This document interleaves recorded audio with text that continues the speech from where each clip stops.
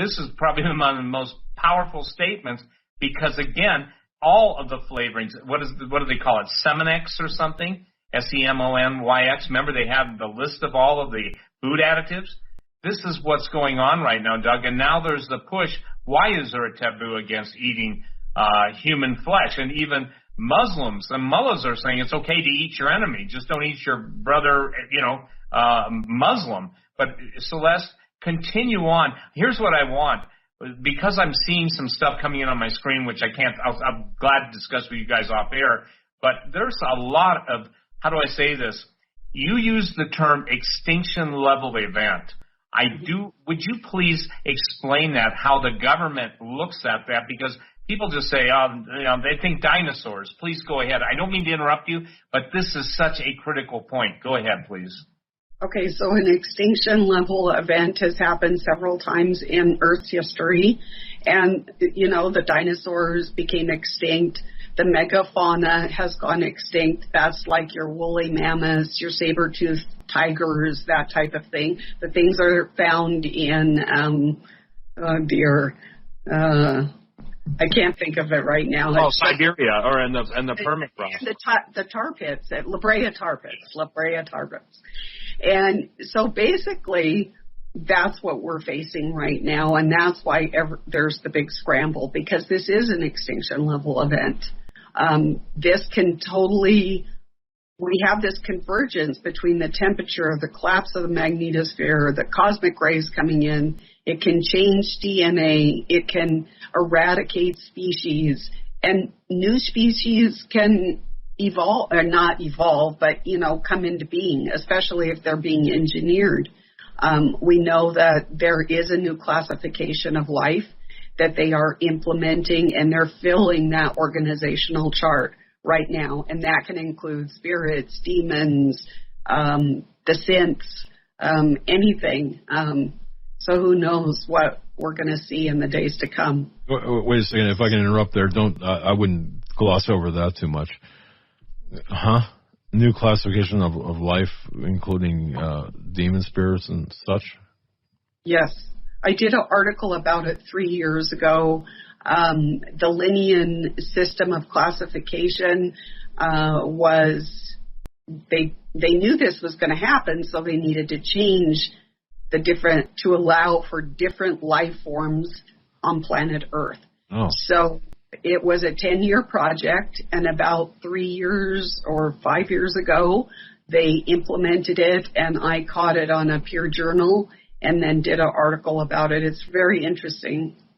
Or we can just get Steve's book, or any one of his books, Xenogenesis included, right? Yeah. Terminated. Here's what we're talking about.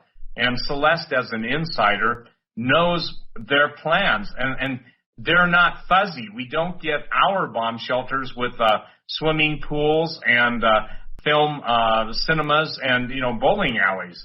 Doug, everybody's headed underground, and this is something that I think is really critical. And Celeste, if you want to address this, what has happened, we have allowed ourselves, instead of when I say universal, I don't mean that in New Age term, but have a broad spectrum of understanding and knowledge to be compartmentalized. Everybody's a specialist, but nobody's a generalist. I know of nobody, again, genuine compliment, that knows it across the board. So when she breezes over, that's why I made you come back to it, extinction level event.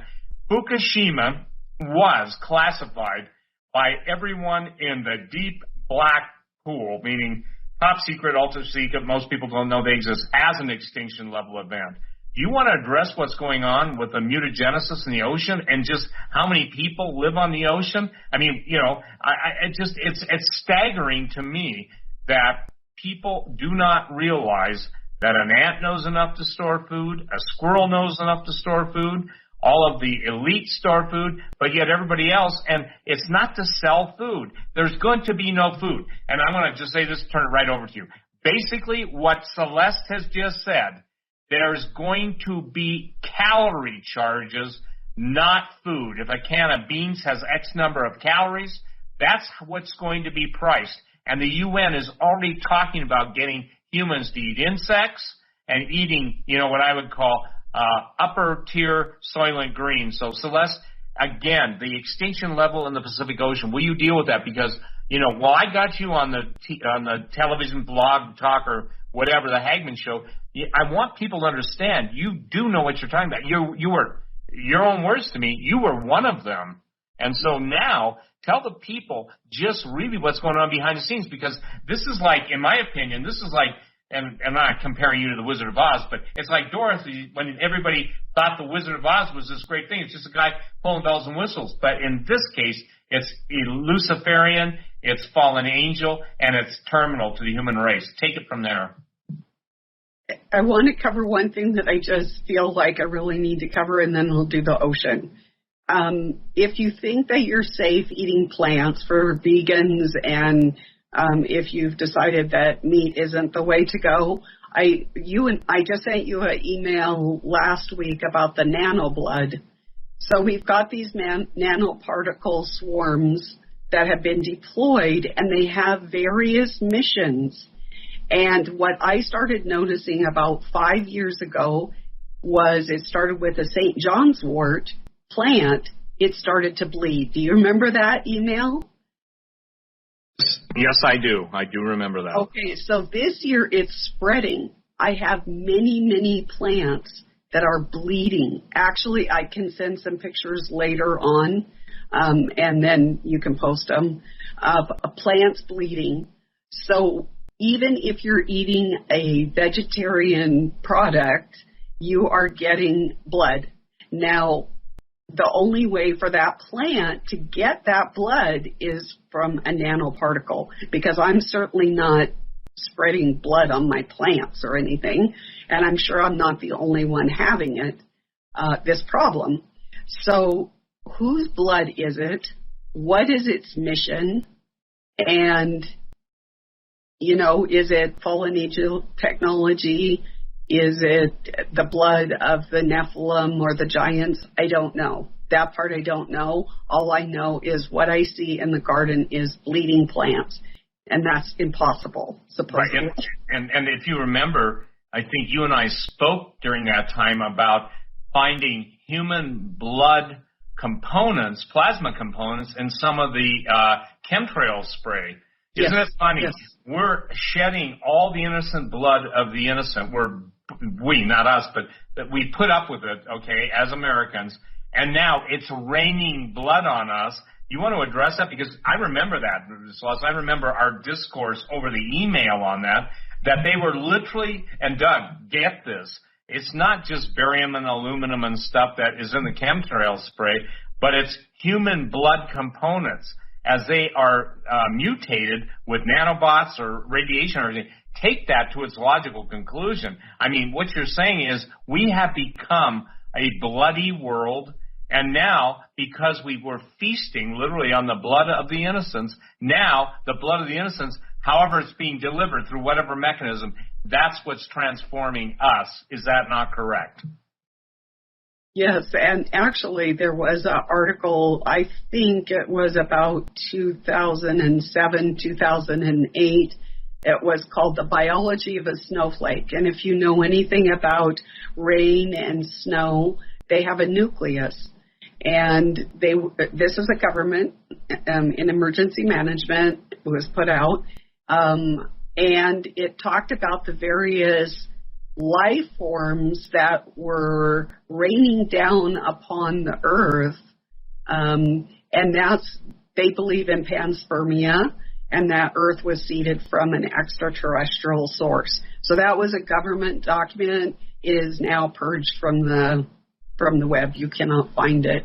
I do have a copy of it. Go ahead, Steve. Doug, do you get the ramifications? Oh, yeah. Yeah. And again, please, I say that as an exclamation point. Celeste, if everybody in the world were to understand this, I would pray that the Lord would grant them that understanding. So it's in that realm. So now address what's going on in the ocean, because you are in FEMA, DHS, you know all the radiological charts, you know what human tissue dies, yet they changed the entire, if you will, narrative on radioactivity and its lethality or lethal doses, take that from a Fukushima standpoint forward, if you would, because, I mean, we're really in big trouble because the oceans are dead and dying, but also the radioactivity that's pooling in the seafood, and people have cesium-137 in their bloodstream, and you can test for that, strontium, all radioactive nuclides, even plutonium. So share with us, if you would, this is so critical, Doug, because people just brush off Fukushima as if it's just another Japanese name that's hard to pronounce. Go ahead, Celeste. So I have this really interesting and it's very simple story about this. So, well, first off, I'm going to tell one other thing. So David and I, my beloved deceased husband, we bought a case of tuna just like a week before Fukushima. I still have one can of that tuna. I'm saving it for a special occasion because I won't buy any of that stuff. And I won't, typically you give oyster shells to chickens. I'm not giving oyster shells to my chickens. I find other forms of calcium to fortify their eggs. So it's 1 month after Fukushima, and I'm doing a presentation of my soap at a health food store. And, of course, the manager wants to see my peppermint soap with spearmint leaves. So she pulls it out, and to my horror, it's pumpkin orange. Now, I color my soaps with, at that time, chlorophyll, which is the substance in plants that makes them green.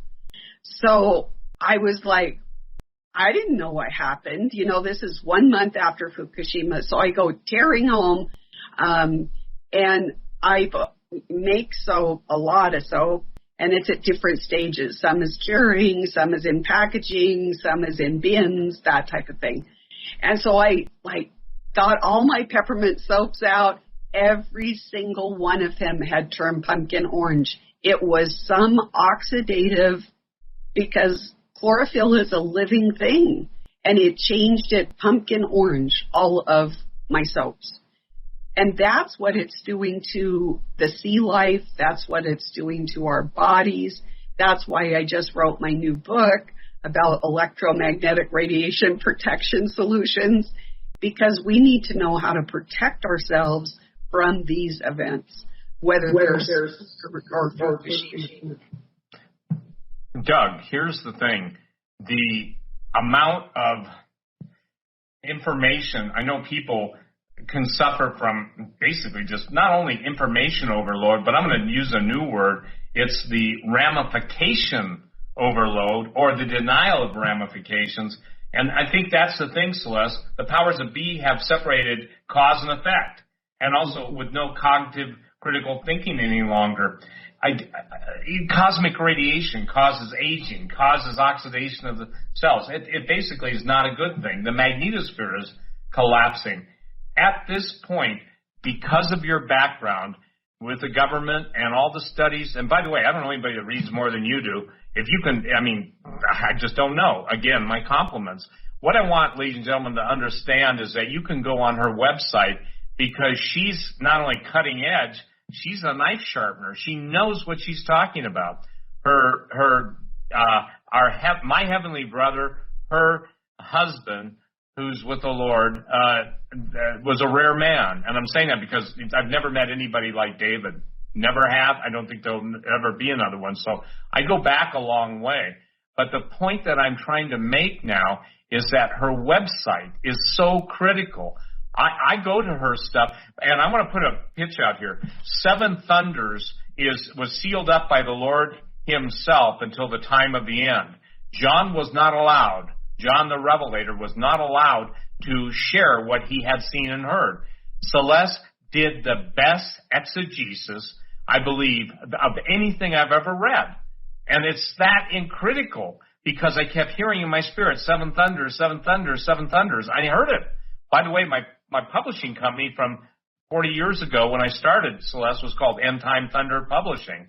So I think it's important that people avail themselves. So again, and they'll put it on the screen, but give out and spell it out, because some people are going to misspell shepherd. They'll put an just spell it out for people. Ladies and gentlemen, I don't think there's a better series of articles. You probably have to read them twice, but I just don't know of anything. I go to her stuff because she can think in the realms I don't think in. I just, I've got so much on my plate, but she knows how to put the stuff on the plate that you can eat, that you can live with.